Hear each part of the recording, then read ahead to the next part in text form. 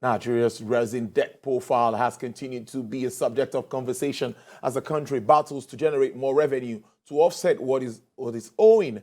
The president, the country's resident representative of the International Monetary Fund, Mr. Ari Asin, says Nigeria needs to efficiently raise revenues and manage its expenditure if it wishes to resolve its debt issues. He asked government at all levels to concentrate on revenue generation and cut down on expenditure while advocating for fiscal discipline in spending. Well, let's talk more and start with Democracy Day and talk about democracy and how it relates to economic growth.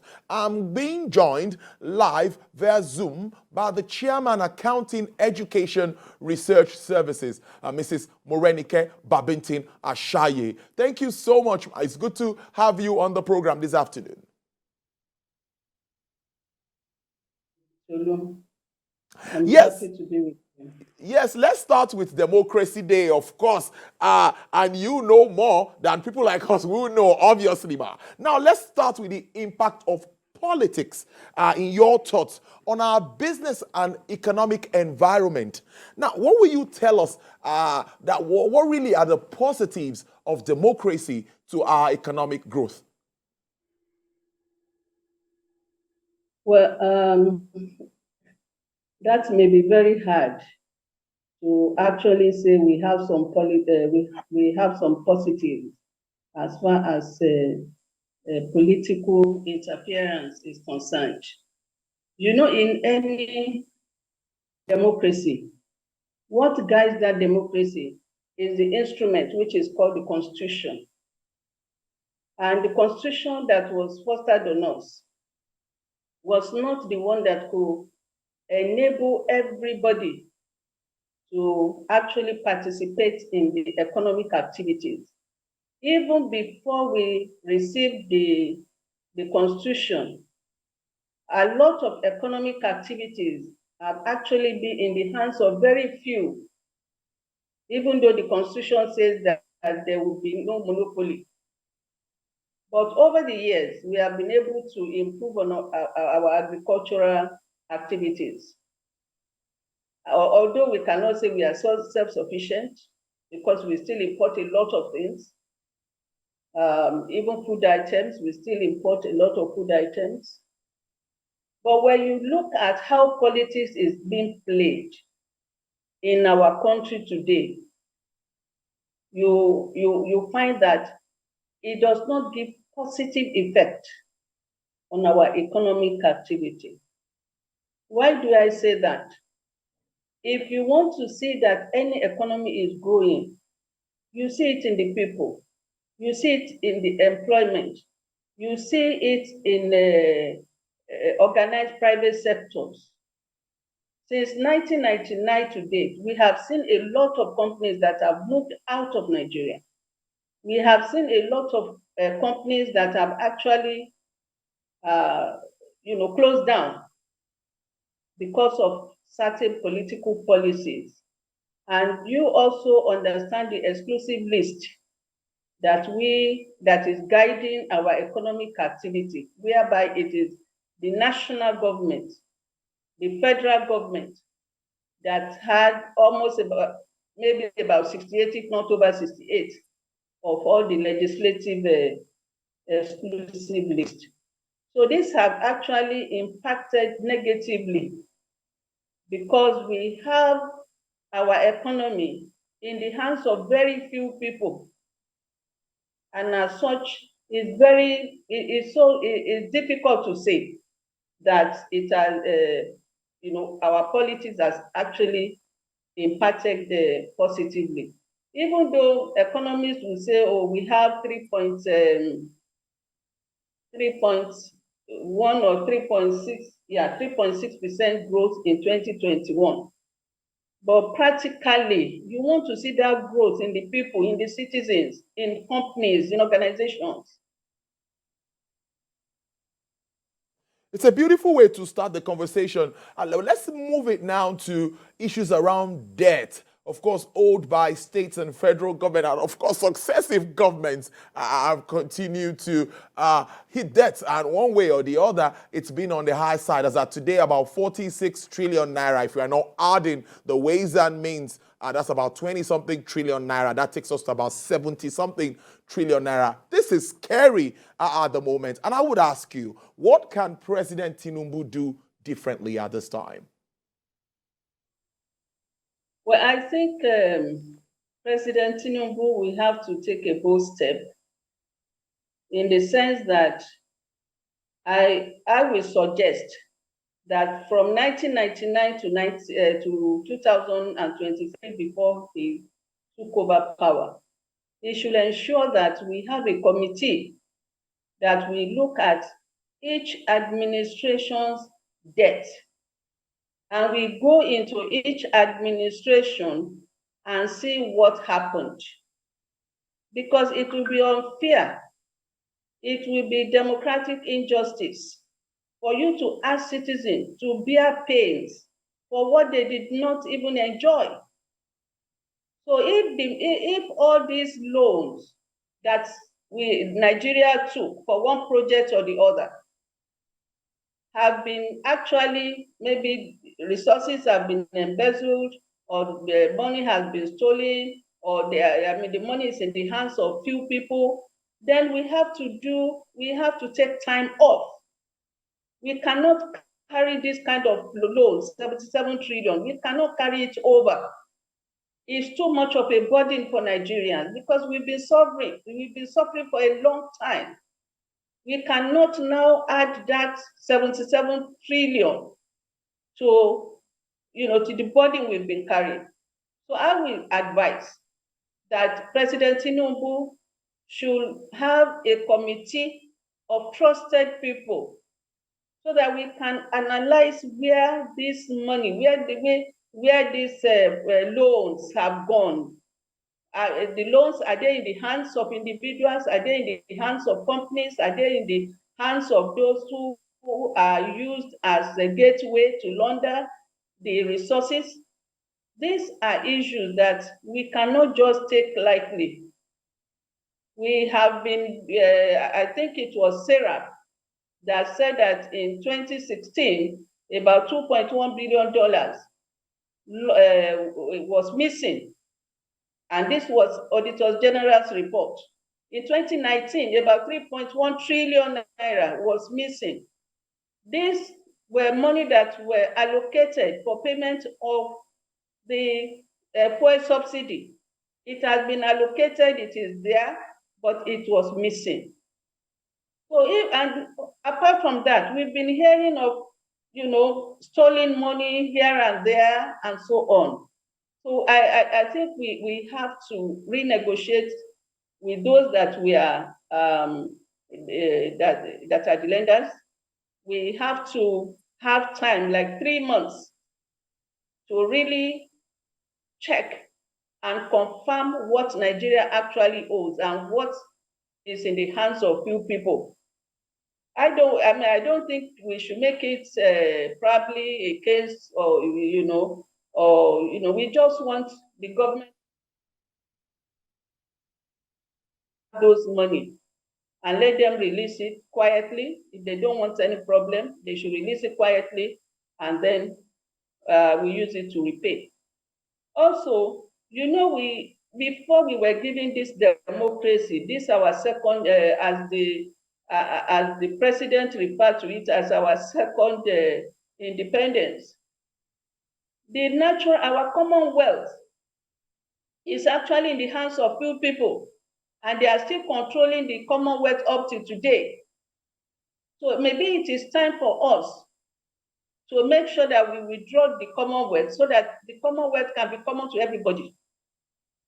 And we need to make sure that those that have resources, because we have to pay this 77 trillion, even though if you look at our constitution, under section 6C of the constitution, 1999 constitution as amended, the chapter 2 of the Constitution, which deals with political, economic, and social order, that are the major reason why government is in power. We were told that we cannot, if there is any error, if government, does not spend money the way it's supposed to spend it, we cannot argue. We cannot take government to court. Well, all the offenses are not justiciable. So these are issues. I would like the president to look at Section CCC of the Constitution and make sure that that is removed entirely. You cannot give a financial, economic, political immunity to anyone, and that decision that person makes affects the every citizen.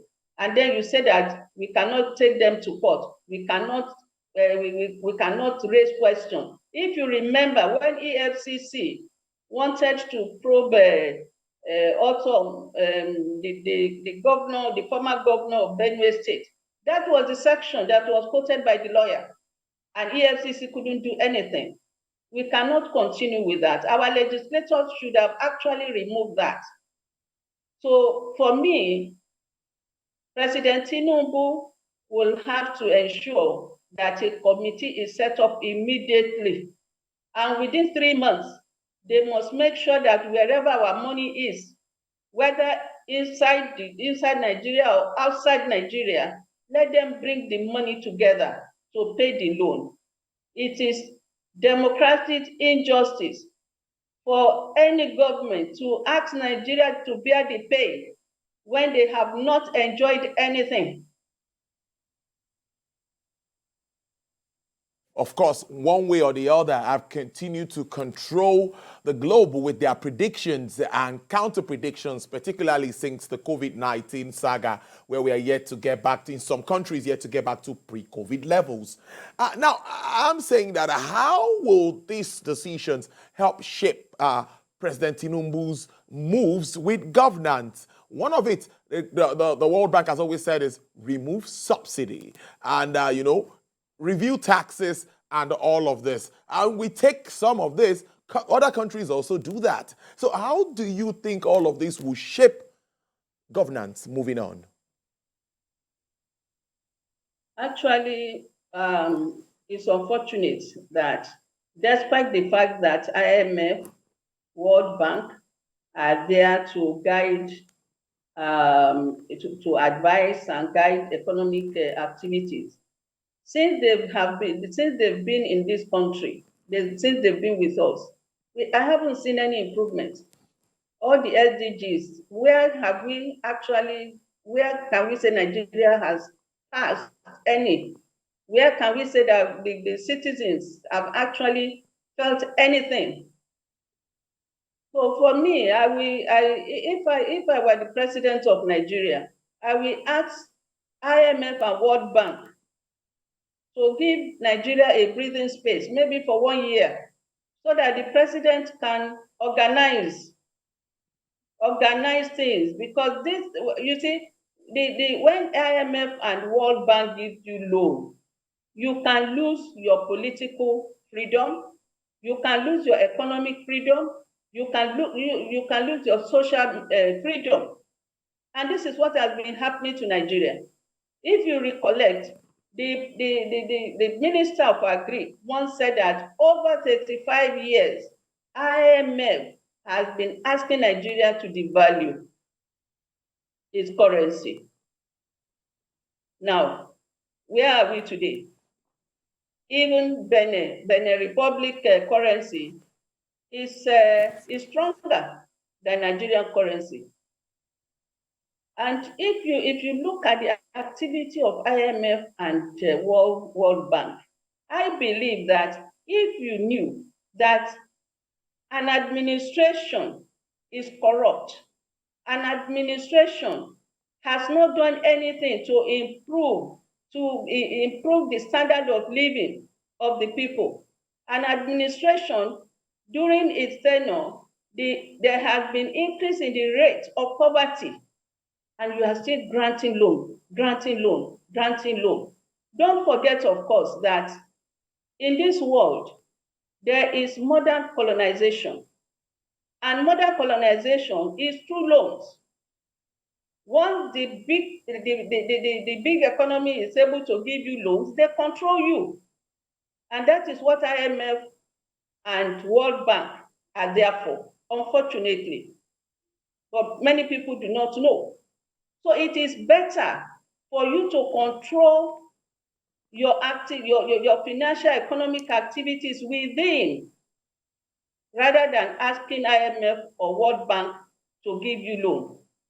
There are so many ways the president can actually improve on the economy, because we have talented Nigerians, talented economists in every sphere of life. The only thing is to give them the opportunity. Look at the railway section. Look at what is happening now. Look at the amount of money we owe to China.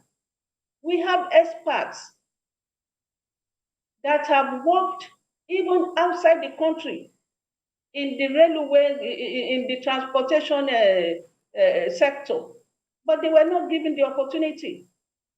If China says that it has a technology, why do we have to take a loan? Why can't China come with its technology and then collect whatever charges to pay for that technology? And you see the amount of interest that we are paying. When Nigeria took the COVID, we took about 2.4 trillion for COVID. This is why, because I've seen now that we've paid over 60 million on charges alone.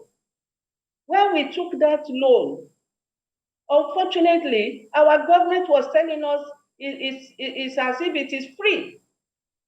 But we are paying charges now. I've just checked the Nigerian platform on IMF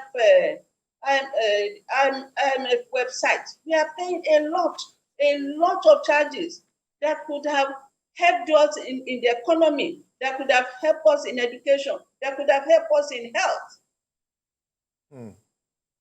So it is very, very important for President Tinubu to please ask IMF and World Bank to give him space, to give Nigeria space. Let us use our people to see, let us give opportunities to our people to see how we can revive our economy. Well, it's a good way to live it. That's much time can take. Interesting conversation with you, Mrs. Morenike, Babinton-Ashaye, Chairman, Accounting, Education and Research Services. Do enjoy the rest of the holiday. A happy Democracy Day to you.